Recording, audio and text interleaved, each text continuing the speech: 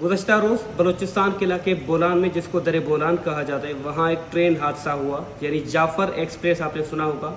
उसको एक टनल में, जो एक दर बोलान जिसको कहा जाता है, वहाँ पर रोक लिया गया, उस पर हमला हुआ। उसको कहा गया कि एक जो ड्राइवर था उस पर हमला हुआ, लेकिन बाद में इदाद शुमार आना शुरू हुए और इसकी जो जिम्मेदारी है वो कालादम तंजीम बलोच लिबरेशन आर्मी ने कबूल की। उसके बाद मामला झड़पों का शुरू हुआ, सिक्योरिटी फोर्सेस वहाँ पहुँचना शुरू हुए, हेलीकॉप्टर्स एयर स्ट्राइक वहाँ शुरू होने लगी।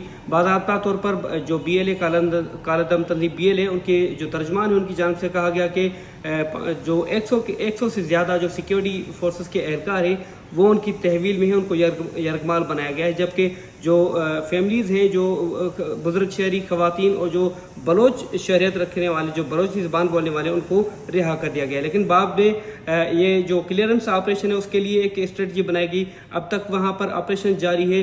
अब तक जो सूरत हाल है दोनों तरफ से, यानी जो कालादम तंजीम है उनकी जानिब से और जो हुकूमत है उनकी जानिब से जो एदाद शुमार जारी किए गए हैं, उसकी दोनों तरफ से कोई भी तस्दीक नहीं हो रही। बाज़ाब्ता तौर पर जो ऑथेंटिक सोर्सेज हैं वो नहीं बता रहे कि वहाँ की सूरत हाल क्या है।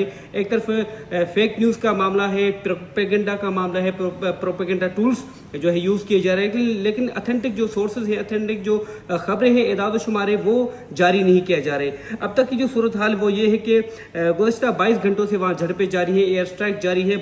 जो पाकिस्तानी हुकाम है उनके मुताबिक क्लियरेंस ऑपरेशन के दौरान 155 जो शहरी हैं, जो मुसाफिर थे, उनको रिहा करवा दिया गया है। जबकि उस कार्रवाई के दौरान 27 जो शिद्दत पसंद है उनको हलाक कर दिया गया है। ये हुकूमती ज़राए का कहना है, सिक्योरिटी फोर्सेस के ज़राए का कहना है। जबकि कालादम जो बलोच लिबरेशन आर्मी है उनके तर्जुमान के मुताबिक 22 घंटों से ये ऑपरेशन जारी है, वहाँ एयर स्ट्राइक भी हो रही है, लेकिन अब तक 30 सिक्योरिटी एहलकार 30 जो है वो इस झड़पों के दौरान जो सिक्योरिटी फोर्सेस के एहलकार है वो जान बहक हो चुके हैं। जबकि 214 के करीब मुसाफिर अब भी उनके कैद में है, अब भी उनकी तहवील में है। ये अब तक की सूरत हाल वहाँ से बताई जा रही है, जो मुख्तलिफ मीडिया टूल्स इस्तेमाल करके जो कालादम तंजीम है वो अपने इदाद शुमार बता रही है। लेकिन हुकूमत की जानिब से कोई भी वाज़ेह तौर पर इदाद शुमार नहीं बताया जा रहा कि किस तरह से ये ऑपरेशन जारी है, कितनी हलाकतें हुई हैं।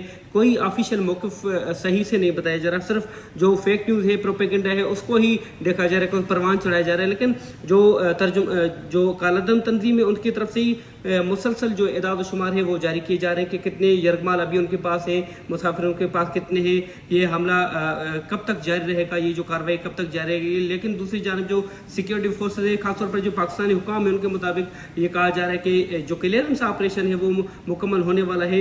तमाम तर जो कैदी हैं उनको रिहा करवाया जा रहा है। लेकिन इसमें सबसे अहम जो नुक्ता है वो देखने में ये आया है कि पहली बार जो कालादम तंजीम है उसने बाज़ाब्ता तौर पर एक ट्रेन पर हमला करके, एक ट्रेन को यरगमाल करके, कैदियों को अपने मुसाफिरों को यरगमाल करके एक मुतालबा रखा है। वो ये मुतालबा है कि जो उनके सियासी कैदी हैं, जो पॉलिटिकल प्रिजनर्स हैं, उनको रिहा किया जाए, उनको फौरी तौर पर मिसिंग पर्सनस को छोड़ा जाए, उसके बदले में एक्सचेंज जो है वो की जाएगी और तमाम तर जो मुसाफिर हैं उनको रिहा किया जाएगा।